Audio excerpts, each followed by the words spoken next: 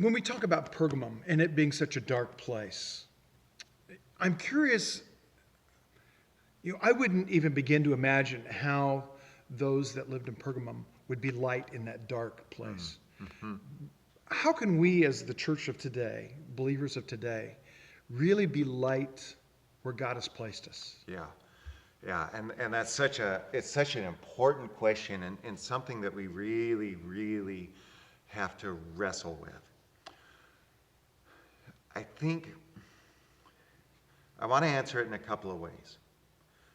One way is maybe a little more brash and confrontational than it ought to be, but I think we really have to remember this, is that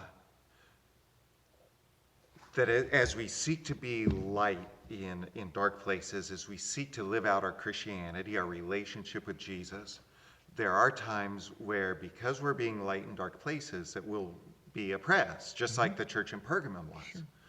Sure. But it's important for us to remember that when Jesus gave the Beatitudes in the Sermon on the Mount, he says, blessed are you when you're persecuted for righteousness' sake. He does not say, blessed are you when you are persecuted for being obnoxious and weird. Okay? Okay. And I think sometimes as Christians we get that wrong. Right. Because it's not just a case where we have to be right. We have to be, in my view, what a guy on Fox News, he wrote a book called How to Be Right, and then he inserted in the title, How to Be Persuasively Right. and I think we as believers forget that. Yeah. Is that our job is not simply to be right and to stand for righteousness, but our job is to be persuasively right. Which is why Jesus in Matthew chapter 5 says, let your light so shine before men that they may see your good works and glorify your Father who's in heaven. Yeah. Peter echoes that same thought in 1 Peter. And so as we think about being light in a dark place, I think we have to realize we have to do it for a purpose. And the purpose is not just so that we can feel good about being right, but the purpose is so that other people come to Christ as well. Secondly, I think what we have to remember in being right is that sometimes it means making a hard choice. And it may be a choice that is difficult for us in a very personal way. We'll talk about this upcoming Sunday as we look at the church in Thyatira.